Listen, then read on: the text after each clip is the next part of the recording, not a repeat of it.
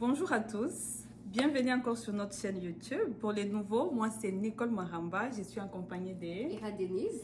Et aujourd'hui, on aimerait bien vous parler des finances dans les relations amoureuses.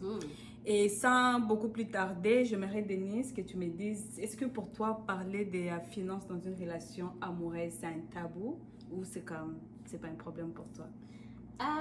Je dirais non, c'est pas du tout un problème pour moi, c'est pas du tout tabou. Ok. Et même, je voudrais en parler le plus tôt possible, mais je sais qu'il y a beaucoup de personnes qui sont gênées par les sujets et qui préfèrent attendre qu'on se connaisse, qu'on soit habitué l'un à l'autre pour en parler. Mais moi, vraiment, c'est pas du tout un sujet tabou et même, j'adore en parler. Et de ton côté, c'est comment? Moi, je dirais que c'est un peu un tabou parce que Ok. j'en parle presque pas, mais ça devrait pas être un tabou, ça je sais. Mais je Est-ce qu'il y a suis une pas, raison pourquoi tu n'en parlais pas? je sais pas, pour moi c'est comme si c'est ma vie privée, genre c'est ma vie privée et je sais la personne avec qui je dois en parler ouvertement, c'est pas n'importe qui. Oui. C'est pas n'importe qui. Par contre, je peux en parler, mais ça peut être à un niveau de relation. Ok. Ouais. Donc, quand vous êtes officiellement en relation, hein, officiellement en couple, on va dire. Mais il ne saura pas tout, mais ça peut venir avec le temps. Donc, est-ce que tu as des critères pour avoir ces conversations-là? Est-ce que quand tu parles de ces sujets, tu as des choses que tu essaies d'évaluer à tout prix? Je dirais oui.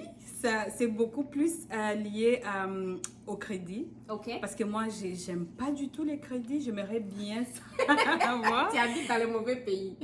Mais c'est ça, je me suis perdue. Donc, j'aimerais bien savoir si la personne a des crédits, si le véhicule qu'il conduit, est-ce que c'est à lui, est-ce que c'est à crédit, Ouais. la maison dans laquelle il vit, c'est en location, est-ce que c'est à crédit. J'aimerais bien savoir. Aussi, j'aimerais bien savoir si la personne a des responsabilités, parce que je peux aussi avoir des responsabilités. Ça peut être ici, ça peut être dans ma famille et tout. J'aimerais bien savoir, parce que si tu es l'aîné ou même si tu es le cadet, tu peux avoir des responsabilités. J'aimerais bien savoir et à quel niveau, tu vois. Mais est-ce que du coup, avoir des responsabilités, ça les rend plus crédibles à tes yeux ou moins? Donc, comment est-ce que ça affecte le fait d'avoir plus de responsabilités ou pas assez de responsabilités? Comment ça affecte ta décision? C'est pas question d'être crédible ou pas, mais c'est comme, j'aimerais bien savoir si tu gagnes avec, je sais pas, ton salaire de 100%, est-ce qu'il y a un 20% qui doit nécessairement aller peut-être au pays ou ici parce que tu as des responsabilités. Et parce que si tu ne m'en parles pas, ça peut avoir des conséquences dans notre relation. Ouais. On doit en parler, tu vois. Ok. Je sais pas pour toi, c'est quoi tes critères? Mais, oh my God, j'ai tellement de critères. Pour moi, le premier critère, c'est quoi le profil de la personne? Est-ce que la personne aime plus dépenser ou aime plus économiser? Ça, c'est mon premier critère. Mon deuxième critère, c'est est-ce que la personne a déjà comme un compte d'épargne? C'est quoi son niveau des connaissances des finances personnelles? Un autre critère, c'est aussi comme toi, les crédits. Parce que oui, c'est vrai que les crédits, ça affecte beaucoup de choses. C'est quoi son historique des crédits? Pas seulement combien il doit, mais c'est quoi sa cote des crédits aussi. Oui, et puis, un autre critère que je trouve qui est aussi important, c'est est-ce qu'on est capable d'en parler? Est-ce qu'il est ouvert d'avoir ces genres de conversations? Parce que c'est quand même des conversations parfois difficiles à avoir. Donc, à quel point il est ouvert, transparent et à l'aise d'en parler, en fait. C'est ça. Ça, ce sont mes critères. Ouais, moi, quelque chose que je peux ajouter, c'est en rapport avec la personne qui peut être peut-être dépensière ou pas. Oui. Parce que si je sors avec quelqu'un qui est dépensière, ça ne veut pas dire que c'est comme, il manque des points, non. Oui. Tu peux être dépensière, mais si je le sais déjà, je vais voir comment je peux vivre avec toi, tu vois. Ouais. C'est pas un critère pour savoir est-ce que je peux sortir ou pas. C'est juste te connaître et mais puis je que peux dans ce cas-là, t'accepter. tu vas l'accepter, tu vas pas essayer de l'échanger pour faire Non, si tu... pas du tout. Okay. Les gens n'échangent pas. Mais est-ce que tu as une préférence pour un dépensier ou pas? Un non dépensier. J'aimerais bien quelqu'un qui ne dépense pas Tu beaucoup. préfères un homme qui économise plus qu'un homme qui dépense? Comme moi, je ne dépense pas beaucoup, mais je vis. J'aimerais bien quelqu'un comme ça. Ok, Non. donc tu voudrais quelqu'un, pas Qui quelqu'un qui vient te équilibre. complémenter. Parce que souvent, ce que moi j'avais remarqué dans la plupart des relations, c'est que les couples sont un peu l'opposé. Si la femme est dépensière, l'homme est plus économe, on va dire, c'est lui qui économise plus, et puis l'inverse. Donc, toi, tu préférais être en relation avec quelqu'un qui a le même profil que toi, qui n'aime pas, qui ne dépense pas beaucoup. Ben, je pense que ça dépend de quoi dépenser. C'est quoi dépenser? Est-ce que c'est quelqu'un qui voyage 3 fois par an avec toute son économie? Est-ce que... Donc, ça dépend de tout ça. Donc, c'est comme... Ça dépend. Je peux pas me trancher et dire comme tu vois. Mais à quel moment de la relation est-ce que tu penses que tu devrais en parler? Que les gens devraient parler des finances? Moi, je pense que ça dépend. Ça dépend. Ça dépend. Mais personnellement, j'aimerais bien peut-être à 3 mois de relation, je dois quand même savoir 70-80% de ta réalité, tu vois. Et toi, tu dois connaître pour moi. Et puis le reste petit à petit. Mais quand on est marié, tu dois tout savoir, tout. On ne doit pas se cacher. Tout, donc, tout. Et combien de comptes tu voudrais avoir? Oh my God! En fait, ça dépend. En fait, ça dépend. Et je sais que Steve Harvey, lui, il a proposé qu'on ait 4 comptes. Un compte pour la femme, un compte pour l'homme, un compte pour l'épargne ou bien des projets à long terme, et un compte pour des dépenses courantes de la maison. Mais moi, dans mon monde idéal, j'aimerais bien qu'on ait un compte. Attends une minute. Tu connais quoi? Un seul compte avec ton mari? Oui. Ok. Un seul compte, mais dans notre compte, c'est vrai, on peut avoir des investissements, on peut avoir l'épargne, on peut avoir, mais c'est comme on les gère ensemble. C'est notre entreprise, gérer ensemble, on sait qui fait quoi, tu vois. Parce que ma maison, c'est mon entreprise, on ne va pas avoir beaucoup de comptes. Ça, c'est dans mon monde idéal, mais je sais. Mais je sais que dans le monde d'aujourd'hui, c'est pas comme nos mamans, c'est pas comme nos parents, c'est différent. Et dans le pays dans lequel on vit, c'est pratiquement impossible. Mais si j'avais le choix, je choisirais un compte. Ah bon? Mais oui. Et ce serait quoi la répartition dans ces comptes-là? Qui donne quoi dans ces comptes-là? En fait, ça dépend des ce que tu gagnes. Ça dépend des ce que je gagne.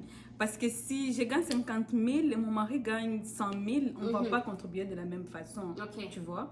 Et puis si c'est moi qui gagne beaucoup, lui gagne peu, ça sera la même chose, tu vois. Et toi, je ne sais pas comment tu vois ça. Quoi exactement? La répartition? Mais oui, tout. Est-ce que tu aimerais bien, je ne sais pas, voir combien de comptes? C'est quoi la répartition?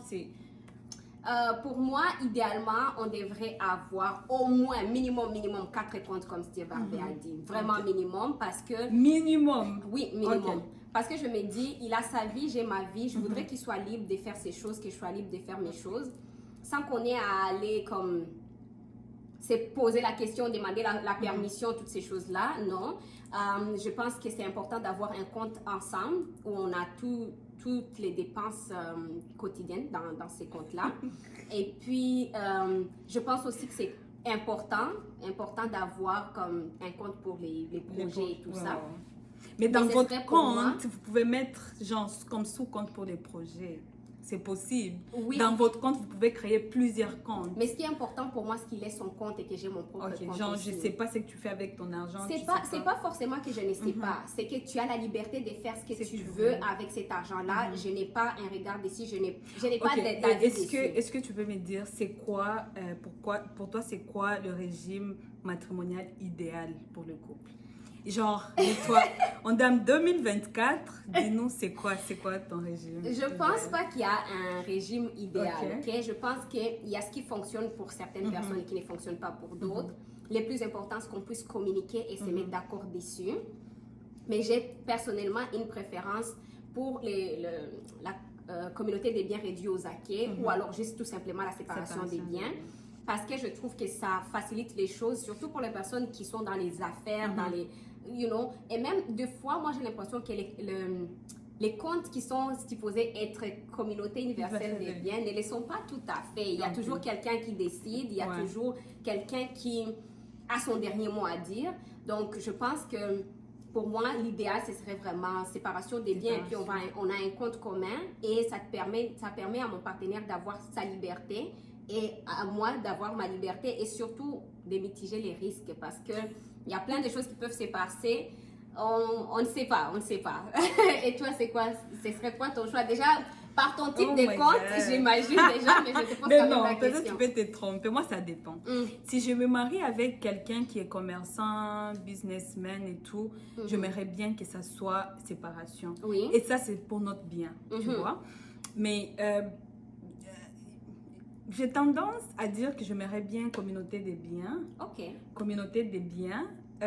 Parce que pour moi, c'est comme, on est ensemble, c'est une organisation, c'est vrai, même dans l'amitié, je sais pas quoi, il faut toujours quelqu'un qui regarde les choses, sinon on va pas s'attendre, tu vois. Oui. Dans le couple, c'est la même chose. Si c'est mon mari qui est trop doué en ça, moi je vais le laisser gérer, mais je sais seulement où va l'argent, tu vois, parce que j'ai l'application, je peux y voir et tout.